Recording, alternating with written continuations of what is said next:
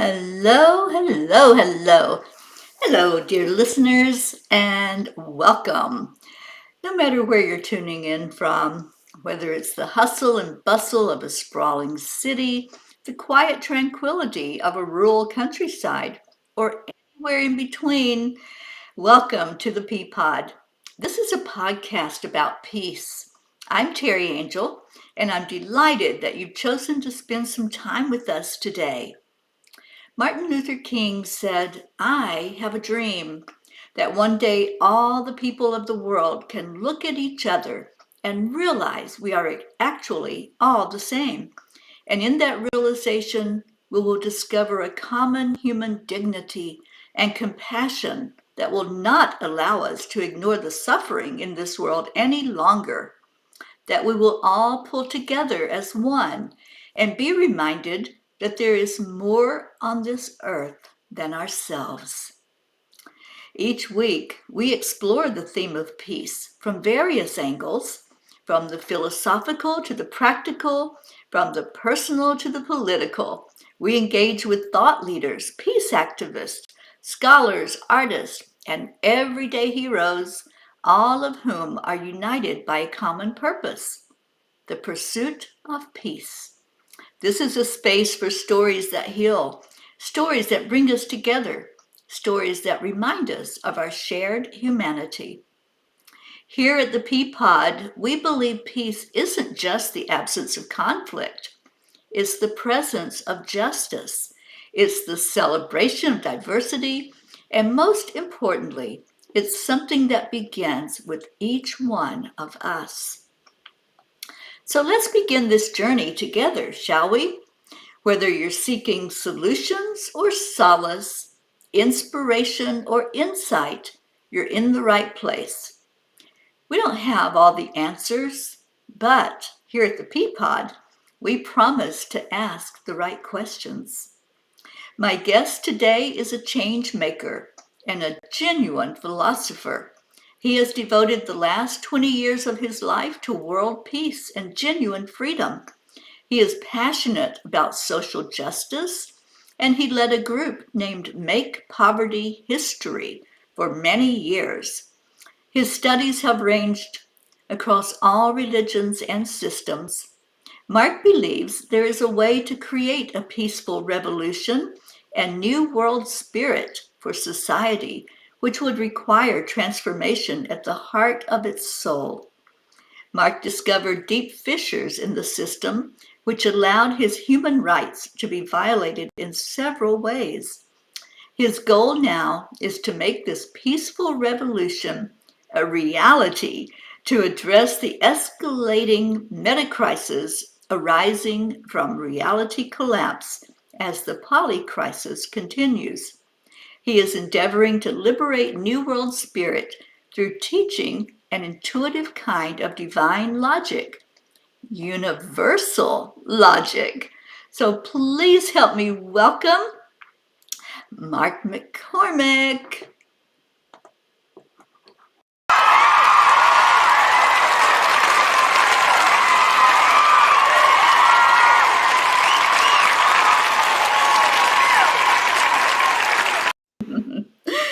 A standing ovation for you, Mark. I feel blessed. Thank you. Welcome to the Peapod. I'm so glad you're here today. Me too. I really appreciate the time to expose this message and reach your wonderful audience. I hope I can do you some justice. That was a fantastic intro. Thank you so much. Where do you want to begin on this journey towards truth and peace and freedom? Yes, what a big journey it is. And I just have to say something to start out. Mark was not scheduled to be my guest this week. You know, I work closely under the guidance of the angels. They make things happen. And I was actually supposed to have another guest on. I spent over an hour with Mark earlier on a video meeting, and he said he would be willing to come on at any time and talk about this message because it's such a huge message. We need to get it out there. And my guest that was supposed to be on with me all of a sudden was sick. I'm not saying the angels did it, but it just so happened that she was not able to come on, and Mark was so willing to just jump in here at the last minute. So Mark, I really appreciate that. And I want everybody to just hear this message loud and clear that is coming forth from you. I think it's a message of hope. It's a message of there is something that can be done. And how can we make that happen? How can we proceed in a way that more people understand what our world needs today? And, when we focus on the negatives, we focus on the news broadcast, what is happening, then we go down that spiral of being helpless and hopeless. But you have actually gone that other direction. You've looked at it and said, what can I do? What can I do? And that I includes all of us. So each person has to ask that inside of themselves. What can I do? So let's talk about your vision, Mark. That's what I would love for you to share with everyone. Maybe a little of the backstory of how this vision came to be. Where to begin? That was a great opening, because right now people are able to identify the problem, and that this problem, this mega crisis, this metacrisis, and this polycrisis is growing.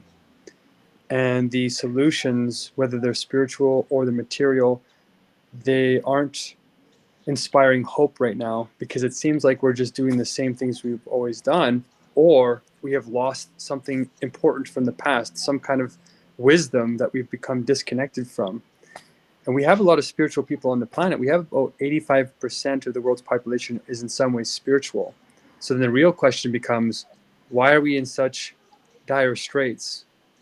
And a lot of people don't realize how bad it is. So first of all, to understand the problem is the hard part. And then once people understand the problem, then you get into this hopelessness, because there's no solutions yet that are proportional to that. And so for me, where the journey began, for the mega crisis anyway, was about 2 years ago. I was working for this company named Uber. And Uber, as many people know, is an international corporation that has taxis and food delivery and stuff like this. But the company is a lot more than that. The company is trying to expand with its model of profit making, accelerated by artificial intelligence now. And we were trying to work in a social justice frame to try and end poverty by empowering workers through our own app. And we found out that the algorithm that they were using, no matter what you did, you couldn't beat this algorithm. And we tried for a couple of years, me and a couple of other people, trying to figure out what this gig economy was about. And we found out something very concerning. We found out that it was actually making slavery, actual modern slavery, in some of the wealthiest countries in the world. So this is not just poor countries or developing countries, it is everywhere. And we became very concerned that not only was it creating slavery with us, it was also getting into our policies and reversing the protections that people risk their lives for. People risk their lives to get minimum wage. They risk these basic human rights. And, in terms of religion, there were spiritual rights at one point in time. Jesus came and said, his main principle was, everybody is free. Everybody, it doesn't matter where you're born, who you were born to. None of these sensuous things matter. What matters is that you're in the spirit, and the spirit in you, and that you are allowed to actualize that to your highest capacity. But we are losing that principle now. And, even Buddha had that. The Bodhisattva vow was to dedicate your life to liberating all sentient creatures. Every great teacher had a principle like this, and it actualized to different degrees. But it seems like we're regressing now. Even in law, even in our time, even in like normal secular society, we are regressing. And this is what got us into high gear about accelerating our activism to start addressing this and looking for that solution. And it finally came. Luckily, that's what I want to say on this podcast, is if you're feeling hopeless, there is a solution. And I only have 23% battery left on this phone, and I don't know where the charger is, so I'll try and squeeze it into 22% battery. I'm going to let you talk. Yeah, so I might have to squeeze it in here because I thought I had the cable on me. But this is what happens when you're squeezing as much in as you can, because I think as many people as possible knowing what the solution can get us back aligned with the spirit, this genuine, absolute kind of spirit that I think we lost touch with. And so we started looking, me and 700 mostly immigrants actually here in Canada, because Uber exploits the marginalized, the people who don't have as much power. And we were down there trying to help them unionize at first. But a lot of the drivers told me, they said, the unions don't work anymore. There's an erosion that's been happening for about 40 years, since 1981 roughly, where production has skyrocketed. But real wages, adjusted for inflation, what you can really buy with your dollar, has stayed exactly the same for 40 straight years, which means that compared to how much we're producing, we're getting poor, like vastly poor, which is why everybody's struggling and working so hard just to stay afloat. And we think that the solution is a spiritual one, which reverses that trend in a certain way.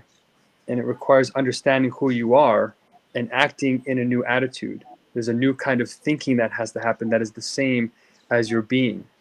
And in terms of spiritual language, it's like thinking from your soul. Soulful thinking gets you into spiritual thinking, because spirit is the thinking side of the beingness of the soul. But how does this help us solve, this metacrisis, polycrisis? How does this give hope? It's because most of human history, this divine way of things has been in religious consciousness or in artistic consciousness. And these are mixed in two ways. The first one is mostly what's called sensuousness, and the second is what's called a mixture between sensuousness and supersensuousness.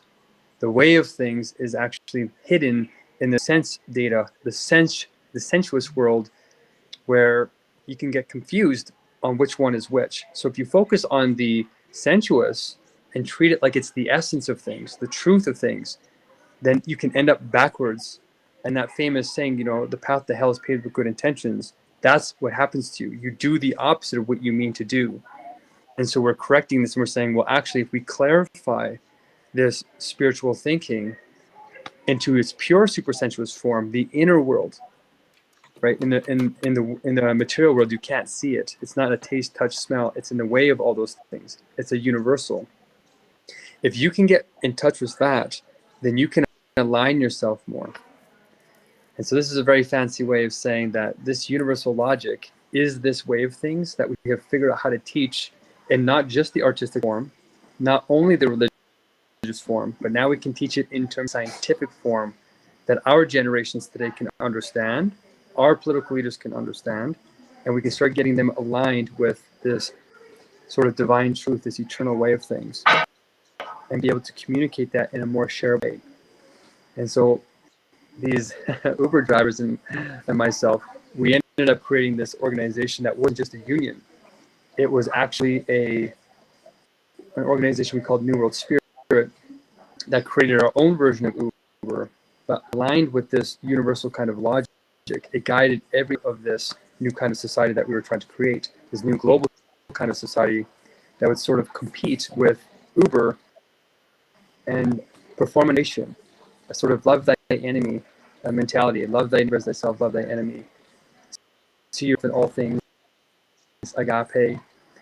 And so New World Spirit at its core is this element of sharing the spirit in those three modes. Third mode is the one that I think has been missing, and we divided this up into 200 categories that they're already in you, but they're mixed up. They're in the wrong order. They're not in the right. So the solution to this mega crisis, whether it's cooperation, nobody trusts each other anymore, whether it's artificial intelligence taking all of our jobs, and then also we don't know how it could destroy us in a way. I mean, this CRISPR, it won me because we figured out how to change anything in our DNA.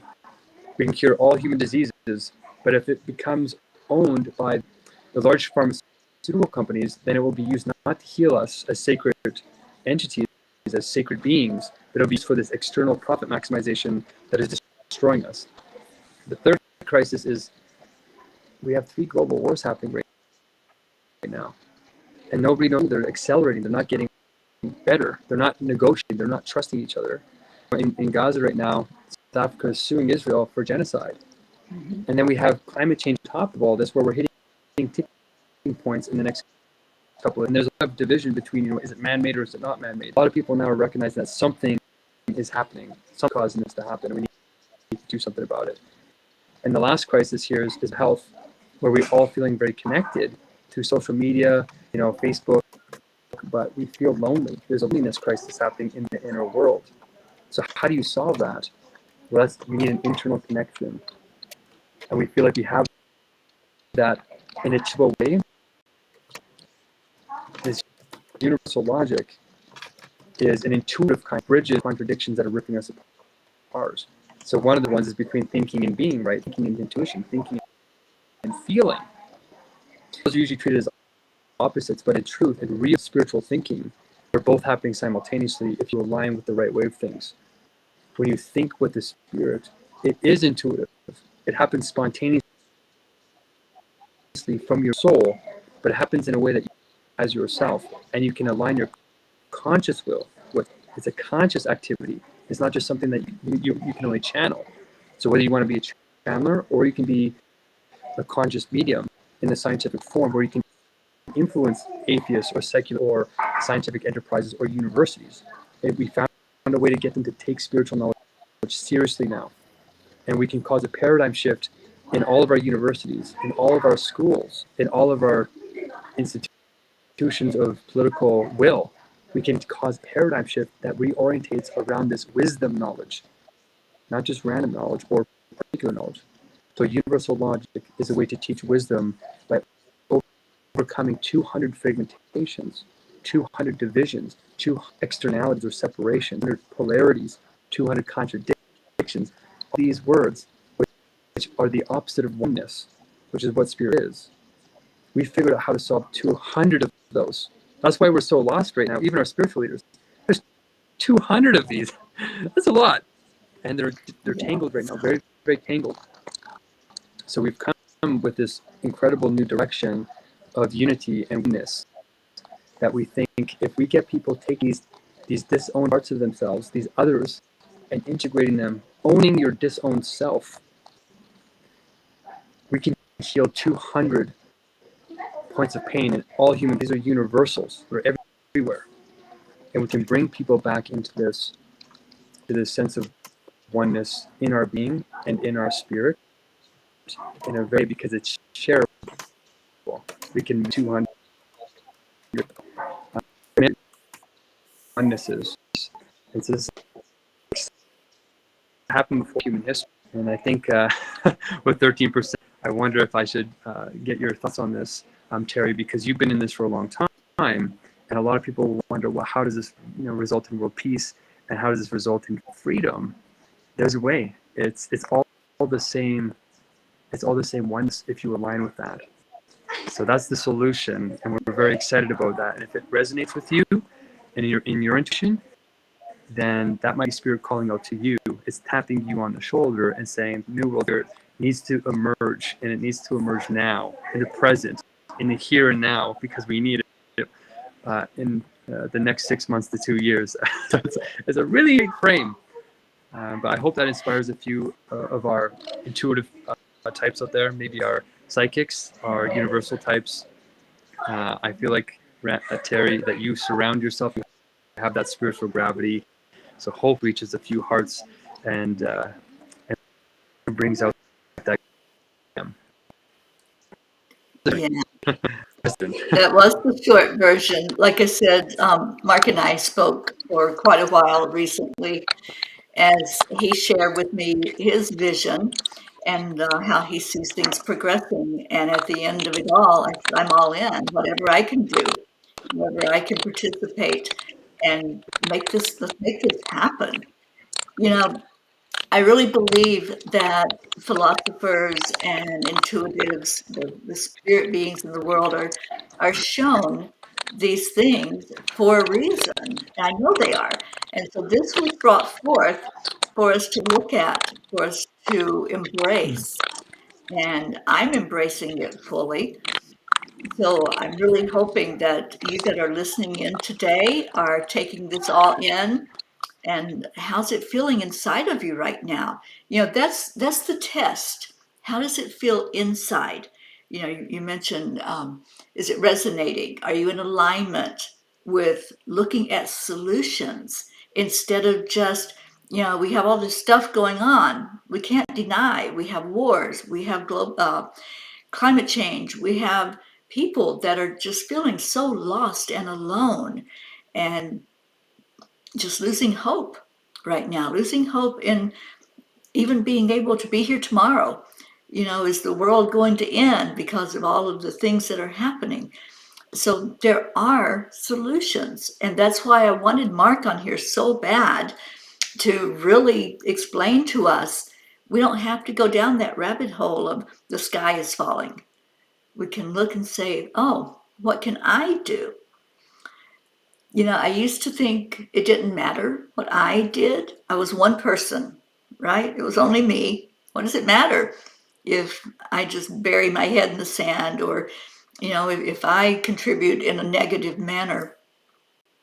And I found out really quickly that everything that we do, everything we say, everything we think does matter, because it goes into that oneness. It goes into the collective energy. So Mark has started this train moving, and let's jump on board. Let's let Mark know how you feel. If you would be willing to spread the word, even, that's helping. That's helping with the solution, instead of just sitting by the way and say, oh, somebody will do it, right? Here's Mark, he'll do it. And so we all have to get together in this. This isn't a one-person job. Our world didn't get into this mess, the kind of mess it's in, overnight. It's not going to be straightened up overnight. So it's going to take some work. It's going to take some meetings of the minds. It's going to take some effort on all our parts to do something. So I'm hoping, by sharing this out and just letting everybody know that we are looking at solutions, that you're going to feel motivated and inspired and ask the question, what can I do? How can I help? And Mark, I am really fully believing there's going to be people that want to help. I see it in the interactions I have with others, that there's a desire to have peace in our world. And as I said in my introduction, it's not just about ending conflicts. It's not just about, a utopian world where nobody's fighting or disagreeing with each other. It's that harmony, that sense of unity. It's seeing a problem like poverty and saying, I choose to do something. And Mark, I know from talking with you that you have done hunger strikes, and you're doing more of those, right? You have some upcoming, to let people know that, this just isn't right. There's something that we can bring more attention to, things that are going wrong, and that we can do something. One of our listeners says, parts of this were difficult for me to hear. Does he have anything written that he can share? Yes, we do. We are actually launching 64 wisdom teams where we're finding ways to teach this universal logic, where we can meet people where they are. And there's a translation problem in humanity. So we are answering that translation. We're saying everybody is different, but we're all in the same essence. You have a oneness, but you also have infinite diversity. Question of who you really are as a individual. And so we found a way to reach people in the kind of language they need to hear the universal logic in, because the universal logic is in all languages, it's in all cultures, in all times, in all places. And what's profound about it is, once spiritually in tune people hear this way of the words, it explains what we've always known in ourselves, that feeling of knowing, of being connected. If you're born with that gift, this is a way to explain it to them in a way that they can finally get it if they don't have it innately born or expressed. Everybody has it in them, but it expressed is sort of a gift. And so now when we speak with this way of the words in the language that people can understand, then it allows them to take ownership of that and know who they are and explain it to other people in a much clearer way. So we do have 137 documents, but there's probably one that might resonate with you if you're listening to this. It's very specific. If you're Hindu, or if you're Buddhist, or if you're Christian, or if you're Platonist, or the universal logic is the essence in all of those. And we found a way to line them up. So if you're religious, it's an interfaith. It's not just a multi-faith anymore. There is that oneness that we can speak about. So I will definitely send that off to you, Terry, and anywhere that we need to send it to, we will get in touch with you. If you're interested in joining these 64 wisdom teams, we are taking a comprehensive approach to reorientating all of society at every level, from the medical to the political to the spiritual, and even the scientific and philosophical. So know who you are, what kind of history you've had, you belong. No one gets left behind. We bring everybody into this oneness and we move together. So you're right, Terry, we can't do it alone. If you're feeling called and you don't know what to do, then take the first steps. We'll start sharing this universal logic with you, and then if it starts resonating with your spirit, it'll start to happen naturally. And I feel like this is a beautiful place, one of the most beautiful places to start, because Terry, I think you are attracting those wonderful individuals that are looking, and we are here to meet you there and help you in any way we can move together as one. Absolutely. Mark, there's something that's beginning on March 7th, the World Congress for World Peace and Freedom. Is that something that you are involved in? I would love to be involved. We're involved in a lot of places. The word is just getting out now, but there's a lot of communities that need to know. So yes, if we should be involved with that, then we will then go and start spreading this, because it is like a universal diplomacy. It transforms the nature of everything from the dead way, the dead bones of spirit, into these living, this whole emerging of life. And this is what we need to do, is go in and reinvigorate, rejuvenate those processes before they get ossified. So yes, I'm very interested in going to any of these places of peace and say, are you aligned with this? And there's a way to check. And if they are, great. We'll promote that methodology. And if they're not, we'll just say that's okay. There's a way to correct it now. And that's what we need to do right away. And if you don't feel like going on hunger strikes, that's okay. I'm going on these hunger strikes. You mentioned it very briefly, Terry. But yes, we're trying to show solidarity with the poor. There's 700 people going to bed hungry tonight. If you don't want to do the thinking, embody solidarity, there's that component as well to really accelerate the actions support. So I have 2% battery left, but there's a lot of actions we can take. And if you guys have communities that can resonate with this, send them on, and we will do something called sublation. We're going to integrate them in the essence of the movement of wisdom itself. And that's what we need to do with as many heart, minds, and souls as possible. So yes, ask your questions, and we will try and meet you where you are and love you as much as we can. That's what we need at the heart of things. Universal logic creates love as a recognition of ourselves in the other, the highest expression of who we are. Oh, absolutely. So yes, any of you that feel the call, and I saw several of you mentioning that this is something that you want to get on that train, and what can you do? So yeah, definitely reach It might be out. more of a roller coaster. It may be a roller coaster. You're right. And I get kind of seasick on roller coasters, so I may have to stay on the train.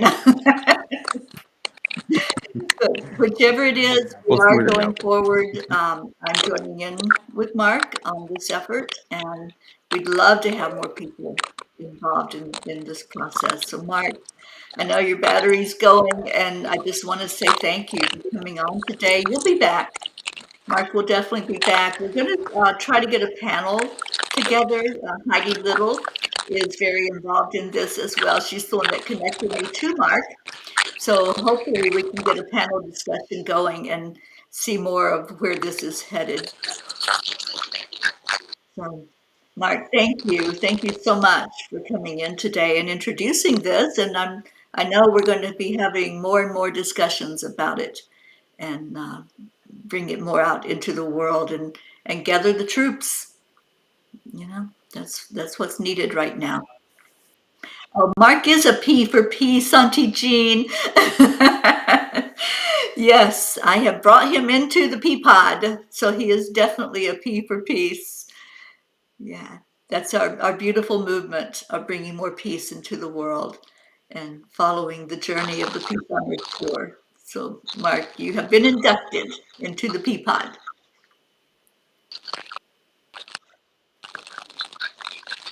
Okay, I know that Mark's phone is going, and I just want to, I just want to let you go before it totally goes dead. You can go get it on a charger. So thank you. Thank you, Mark, for being with us today. Yeah, I think he's gone. And I want to welcome everybody that was here for that. I know the sound was a little bit difficult because his battery was almost gone on his phone. But I just, like I said, I spent over an hour talking to this man on the phone. First time I've ever had an interaction with him. And it was just so beautiful to hear the things that are taking place in the world. You know, I've been at this for over 3 years, like 3.5 years, actually. And out there, boots on the ground, talking to people about peace. What does peace mean to you? How can we have more peace? What are we talking about when we're talking about peace? And as Mark and I both have mentioned, it's not just let's stop fighting. It's how do we create a world that works for all of us, not just one, not for a select few. How do we make that happen? And it is a choice. We all make choices every day. And when we learn about efforts, then we can choose. Do I want to get behind that effort? Whether that means that I'm going to tell others about it, I'm going to do what I can, like use my voice, use my physicality, um, maybe sharing with others what it means to be involved. Or maybe it's financial support. Mark hasn't asked for any financial support. Right now, we're just gathering the troops. Right now, we're seeing what we are doing. But how does that look to you to get more involved? And as we give out more and more information about this, which I will be sharing a lot more of it as I get all the scoop and know all the details, there's meetings that will take place and there's information coming forward. And there's probably going to be some classes held to explain how we see this progressing and coming forth in the world so that it can be on the large scale of helping people understand peace more fully, and that there's a lot to it. You know, that becoming kind and gentle to each other, it's a decision we make, but it's also how we live our lives. It's a change in lifestyle for a lot of people to be more consciously aware of how we're treating others, to really have a desire to end conflicts, to end all the uprisings about one thing or another, about all of the discord and the disharmony, and moving into a world where we're not afraid to walk down the street, where we know that we can talk to our neighbors and smile at them and be gentle and be nice in the world. And yes, there's always going to be something. There's always going to be something of the contrast, but what we focus on expands. And for so many, many, many years, way too many years, the focus has been on what's going wrong, what's wrong with our world. And there hasn't been a solution offered. There's only been, these are the facts, and it's been coming out in this big dramatic way, because that's what sells. Drama sells. And so we want to offer solutions instead of just saying, okay, there's a war going on.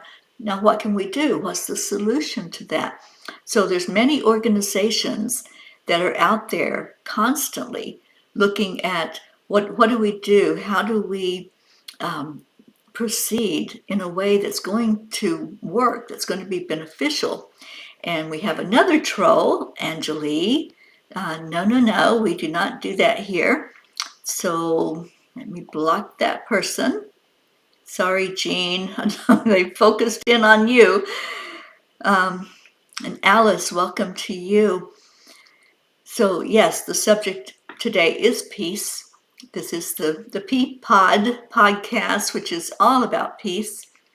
And Linda says, we are ripples in a pond. Every act of kindness lets someone know they are not invisible. Someone cares. That's so very true, Linda. And right now, there are so many people that are feeling lost and alone, that feel like they don't have any hope, that this world doesn't have any hope. If you talk to 10 people right now out in the world, and I talk to people every day, a handful of those are going to say there's no future, that we're done, that this world is done. And they've given up. They've given up hope that we can have a future, we can have a world that is peaceful and kind and that we can enjoy. But I believe, in my heart, I believe there are solutions. And I know what Mark is bringing forward is one of those solutions. It's talking, it's getting our minds together. Mark is an amazing philosopher.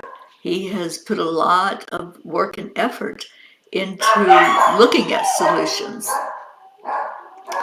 So I think the dog's barking is probably my cue to exit left and let you all soak in what was discussed today and what was brought forth.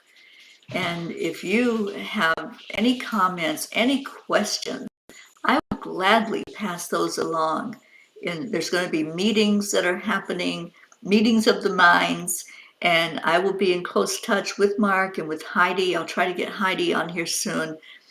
And let's just work together for solutions instead of being separated by what we perceive to be problems in our world and looking at those as our main focus. Let's focus now on what we can do. And that's my goal. That's been my goal for years, is how do we bring more peace in? So looking at solutions, looking at how we can not just sit on the wayside and wait for somebody to do it. And those peace activists that have picked up the placards and said, I'm all in, peace is now, I want peace, I honored them. I'm grateful to them because they have showed us the way. They've showed us that we don't have to be silent, that we can speak our heart and let love reign, let peace fill our world. Desire. Beginning tomorrow, I will be in a training program to be an international peace ambassador. Very excited about this because more how do we find solutions? How do we look at there's something on and I want to do something about it, announcing it in a dramatic way. So thank you for being at the Peapod today. Thank you for your love, for your always your support in this peace going on. Magic tour that has been traveling around the country, back and forth and up and down, and bringing in energy of love into our country so that peace can be more fully there, and then spreading that out into the world. So thank you for being here. I love you so much, my beautiful peas for peace. And next week, we'll be back. I have a beautiful guest coming on next week. The Peapod, the lineup is full until the end of February, and I know these are going to be people that you want to hear from because it's all centered around peace and finding inner peace for outer peace. So bless you all. Stay in your hearts. Stay blessed. And I love you. Namaste, y'all. I will see you next week on the Peapod. Bye, everyone.